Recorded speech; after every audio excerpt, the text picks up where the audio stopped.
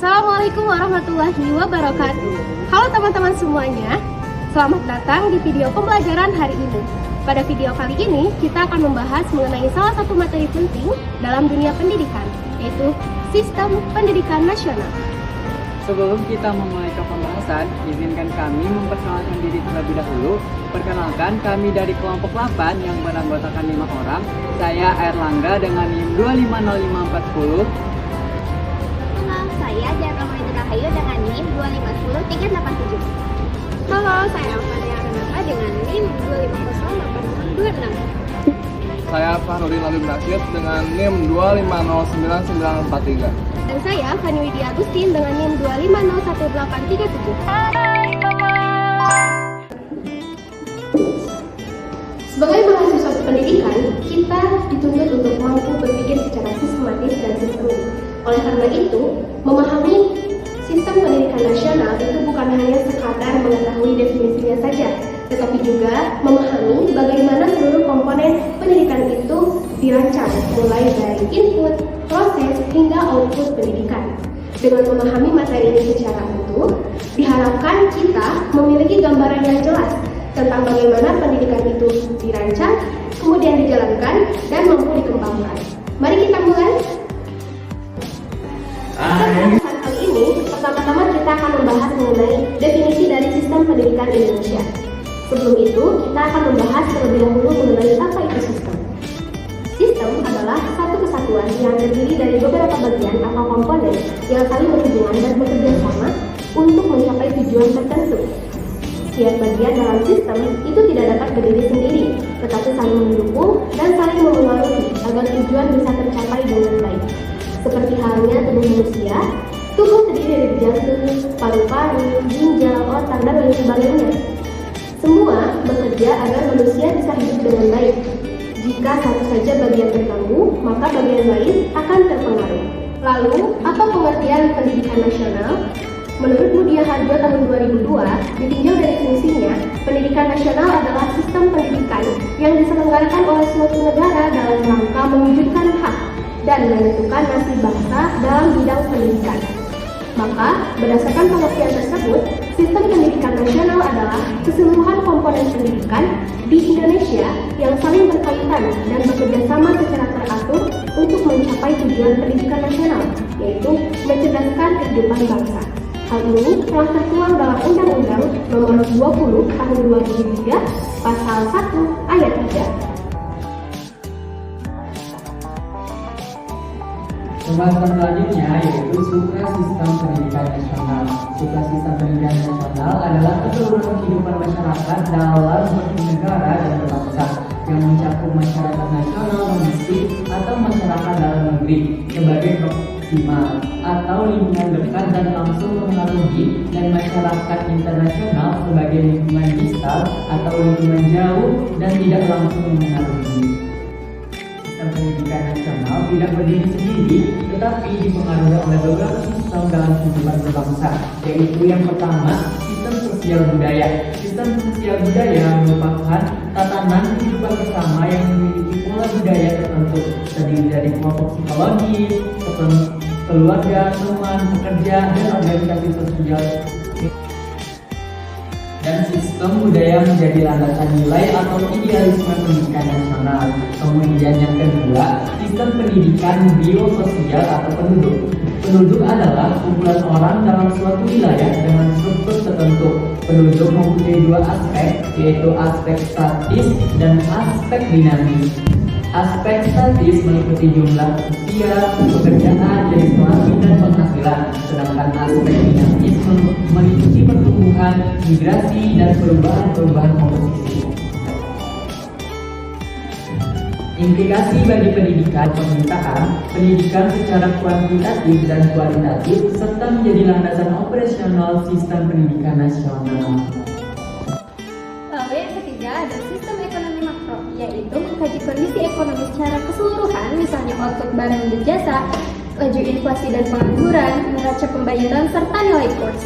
Implikasi bagi pendidikan, yaitu kondisi ekonomi makro negara menjadi landasan operasional sistem pendidikan nasional yang meliputi pendapatan nasional, kebijakan fiskal, kebijakan moneter, dan pertumbuhan ekonomi. Implikasinya juga menjadi tingkat partisipasi masyarakat dalam pendidikan. Kemudian yang keempat, yaitu sistem politik. Sistem politik berkaitan dengan kekuasaan dan kebijakan negara. Sistem politik berhubungan erat dengan paham nasionalisme, yaitu nasionalisme liberal dan nasionalisme politik.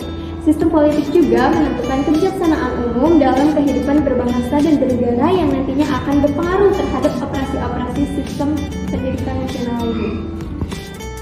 Lalu selanjutnya ada peta umum sistem pendidikan nasional. Untuk memahami sistem pendidikan nasional secara sistemik dan sistematis, kita akan menjelaskan peta umum sistem pendidikan nasional dengan diagram sistem yang biasa digunakan, yaitu model input, proses, dan juga output. Lalu yang pertama ada komponen input. Nah, komponen input ini dalam sistem pendidikan nasional adalah segala bentuk informasi tentang produk, bahan baku, alat, tenaga, dan lingkungan yang dipergunakan untuk menyelenggarakan transformasi dalam SPNI atau Sistem Pendidikan Nasional Indonesia. Menurut Mudir Harjo tahun 2022 dan Tim Landasan Pendidikan tahun 2007, input dalam SPNI ini terbagi menjadi 3, yaitu ada raw input, instrumental input, dan juga environmental input.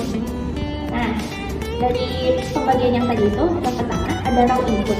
Raw input adalah segala bentuk informasi yang berkaitan dengan kualitas dan kuantitas peserta didik. Yang kedua ada instrumental input. Instrumental input adalah segala bentuk alat, tenaga, atau bahan yang diperlukan dalam melaksanakan proses operasional sistem pendidikan. Instrumental input ini memiliki 2 perangkat, yaitu perangkat lunak dan juga perangkat keras. Untuk perangkat lunak instrumental input itu ada 4. Yang pertama, dasar sistem pendidikan nasional Indonesia. Yang kedua, fungsi dan tujuan sistem pendidikan nasional Indonesia. Yang ketiga, visi dan misi sistem pendidikan nasional Indonesia. Dan yang terakhir, isi atau kurikulum pendidikan. Sedangkan untuk perangkat keras instrumental input terdiri dari 4 juga. Yang pertama ada tenaga pendidik dan kependidikan. Yang kedua ada sarana dan prasarana pendidikan. Yang ketiga teknologi pendidikan. Dan yang terakhir biaya pendidikan. Lalu ada environmental input. Environmental input adalah segala bentuk lingkungan yang perlu diperhatikan dan dijadikan patokan untuk mengembangkan transformasi sistem dan pendidikan menuju tujuan yang hendak dicapai. Environmental juga mencakup yang pertama ada lingkungan keluarga, lingkungan sekolah atau lembaga pendidikan, yang ketiga lingkungan sosial dan budaya masyarakat, yang keempat lingkungan keagamaan, yang kelima lingkungan alam, yang keenam lingkungan ekonomi, dan yang terakhir ada lingkungan politik. Kedua, ada proses transformasi dalam sistem pendidikan nasional. Inti dari proses transformasi dalam sistem pendidikan nasional adalah menjadikan peserta didik menjadi manusia terdidik baik dari segi kualitas maupun kuantitas. Dalam pelaksanaannya, proses transformasi ini menggunakan 2 pendekatan, yaitu yang pertama ada pendekatan manajemen operasional. Pendekatan manajemen operasional, proses transformasi menggunakan pendekatan manajemen pendidikan. Pendekatan manajemen operasional memiliki beberapa fungsi. Yang pertama ada fungsi manajerial strategi, fungsi manajemen personil, fungsi manajemen material, fungsi manajemen keuangan, dan fungsi manajemen informasi. Terus yang kedua ada proses transformasi dengan pendekatan edukatif atau pedagogis. Proses ini terjadi dalam ruang lingkup makro, yaitu di sekolah. Proses kegiatan belajar mengajar dilakukan oleh pendidik dan peserta didik yang berfokus pada aspek kognitif, afektif, moral, sosial, spiritual, dan psikomotor. Pada pasal 19 ayat 1 dijelaskan bahwa pembelajaran yang standar itu memiliki beberapa ciri, yaitu yang pertama ada interaktif, yang kedua inspiratif, dan yang ketiga ada menyenangkan. Terus yang terakhir menantang. Lalu yang ketiga ada komponen output pendidikan. Output pendidikan merupakan kualitas dan kuantitas manusia terdidik. Proses pendidikan ideal yang telah dilalui dengan menggunakan beragam komponen pendidikan. Output pendidikan tentunya harus menyesuaikan dengan tujuan pendidikan nasional, yaitu berkembangnya operasi peserta didik agar menjadi manusia yang beriman dan bertakwa kepada Tuhan Yang Maha Esa, berakhlak mulia, sehat, berilmu, cakap, kreatif, mandiri, dan menjadi warga negara yang demokratis serta bertanggung. Jika melihat kepada tujuan pendidikan itu sendiri, terlihat representasi dari manusia terdidik yang memiliki kecerdasan intelektual, sosial, dan spiritual secara maksimal. Yang pertama ada kecerdasan Yang dimaksud di sini yaitu kecerdasan linguistik, logika matematik, spasial, kinestetik, musikalistik, dan kecerdasan naturalistik. Lalu yang kedua ada kecerdasan sosial dan kecerdasan emosional. Berkaitan dengan bagaimana pikiran mengendalikan hubungan antar pribadi dalam lingkup sosial secara harmonis, melibatkan afeksi dan tentunya dibalut dengan tanggung jawab. Yang ketiga ada kecerdasan spiritual, dipahami sebagai konsep manusia paripurna yang perlu diawali dan dilengkapi oleh tingkat keimanan, ketakwaan, dan akhlak mulia. Yang terakhir, Mudia Harjo pada tahun 2002 dan Ibrahim pada tahun 2017 menjelaskan konsep manusia terdidik. Konsep manusia terdidik ini memiliki 3 karakteristik. Yang pertama, sebagai pribadi yang mampu terus belajar. Yang kedua, sebagai anggota masyarakat yang baik. Dan yang ketiga, sebagai hamba Tuhan yang baik. Sebagai calon pendidik dan insan akademik, penting bagi kita untuk tidak hanya memahami konsepnya, tetapi juga mampu melihat bagaimana sistem ini diimplementasikan dalam praktik pendidikan sehari-hari. Semoga materi yang telah disampaikan dapat menambah wawasan, memperkuat pemahaman, dan menjadi bekal dalam perjalanan kita di dunia pendidikan. Atas perhatian teman-teman semua, kami ucapkan terima kasih. Wassalamualaikum warahmatullahi wabarakatuh.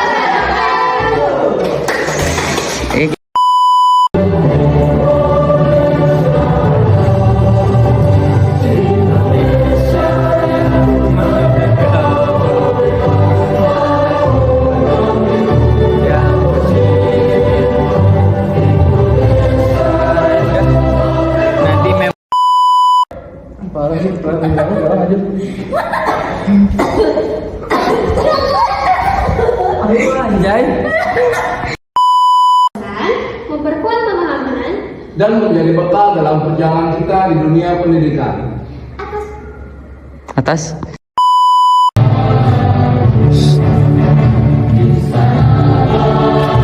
Tiba-tiba berdiri.